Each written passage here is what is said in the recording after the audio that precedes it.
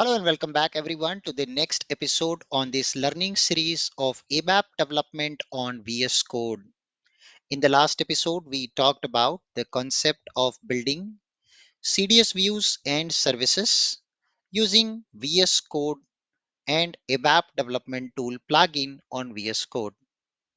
If you have not subscribed our course on ABAP on cloud, we encourage you to do that so you can understand the latest trend and technology in the field of ABAP, and you will be able to build end-to-end ABAP applications with the help of RESTful application programming model and CDS entities.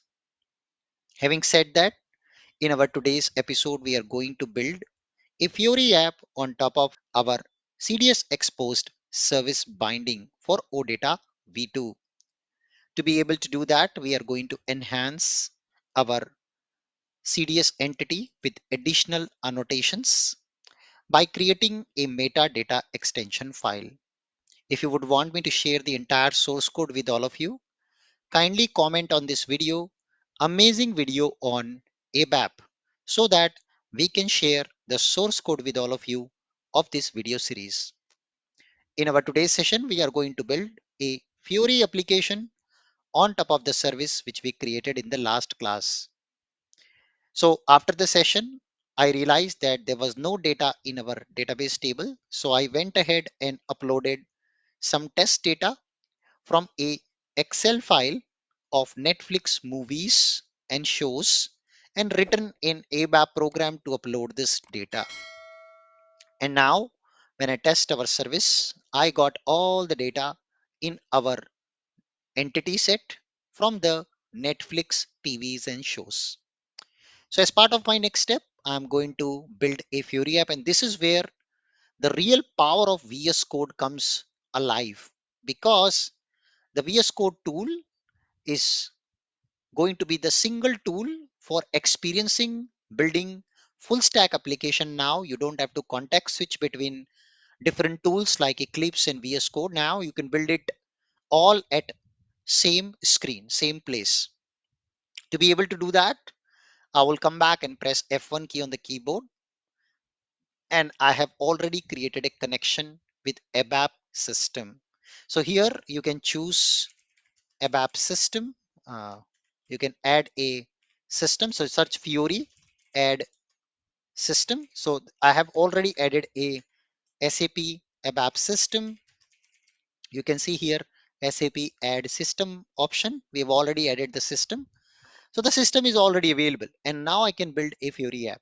So we search the command palette command Fiori, open application generator, and we can straight ahead go to create our list report Fiori application.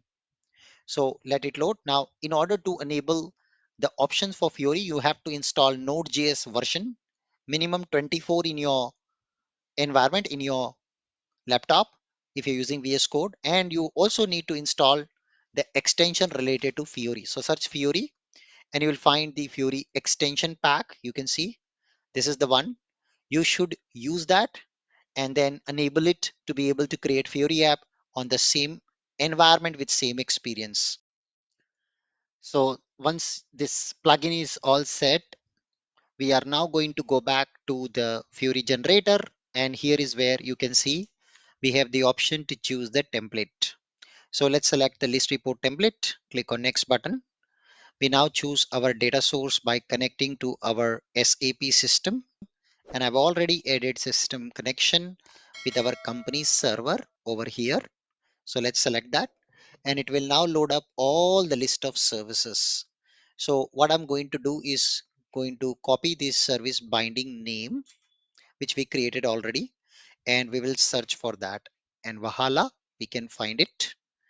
So as a next step, we can proceed further and choose our entity, click on next button, and provide here the project attributes. So let's provide the project attributes as, let's say, Netflix app, and also Netflix application. Can provide a namespace com.anubhav trainings, and I can add additional configuration if I want to do. However, I don't want to proceed additional configuration. So I click on finish button, and this will now generate the respective application right away for us in our workspace.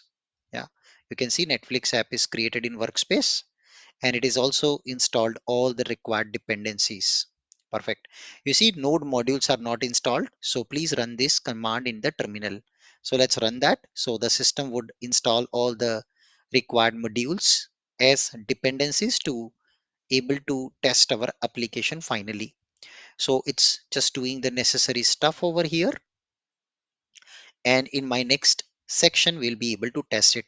So by the time it is installing dependency, I'll head over back to my ABAP system and just reopen my CDS entity which we created already with the Netflix data. So ZR underscore Netflix CDS entity, that's the one.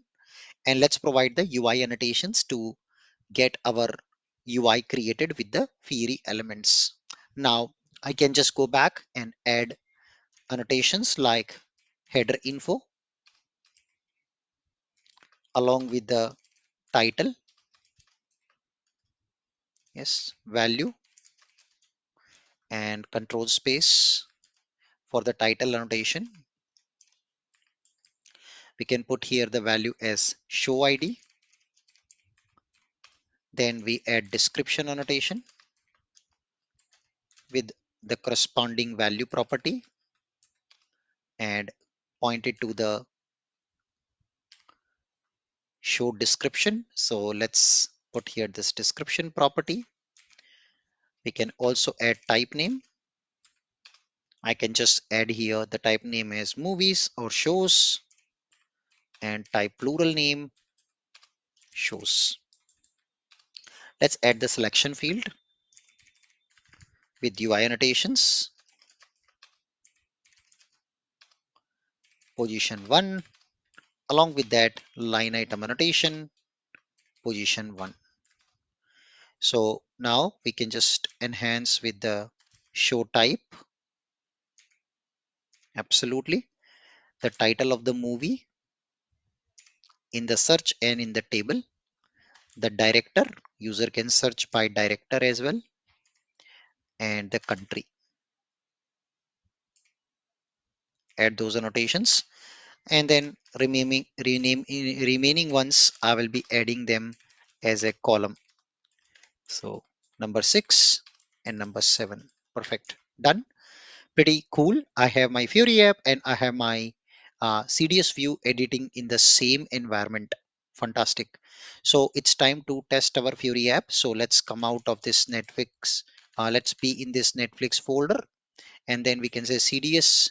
Um, sorry, we can say npm run start to start my Fiori application, and we can test it. So it says UI5 CLI version of the project is outdated. Please upgrade your UI5 CLI version to V4. So that is an important change which we have to follow to be able to test this app. So let us go back and fix this. So I go back to our application, and in the package JSON, you can see the CLI version is number 3. So let's upgrade it to 4. Let's delete the package log JSON and node modules permanently so that we can reinstall them, yes, respectively. And then we can come back and run npm install again to install the latest CLI version as expected for this particular Fiori app. So let it install, and then we can proceed further to execute the start command, yeah, to test our Fiori app. So done, and I can just hover the mouse to run my start script to start our Fiori application. So this will now take data from our SAP server, and you can see it is started over there. Yeah. And the Fiori app is loading up on my browser. Let it load. We just have to wait until it loads with the default experience, which we have coded as per the CDS entity. Okay. Now I can just choose these columns. Okay. We don't have the labels properly, but at least let's add this, and you can see our Netflix data. So I would like to check why my annotations are not working in action. So we've already added those annotations over here. Let me also add labels. So at the labels, we want to use end user text dot label property, show ID, the content type, show type, the title of the show, who was the maker, what was the country, the release year, and the rating of the show. Now, the reason why my annotations didn't come into action because I didn't activate my CDS view. So let's control F3. You can see it's activating done, and it has activated successfully our CDS entity now. I can head over back and reload my Fiori UI. So after the loading, you can see finally the application is loading up with the annotation including the label and line item along with the table. And these are the different Netflix shows and movies which are right away available, all thanks to the annotations which we have added to our CDS entity.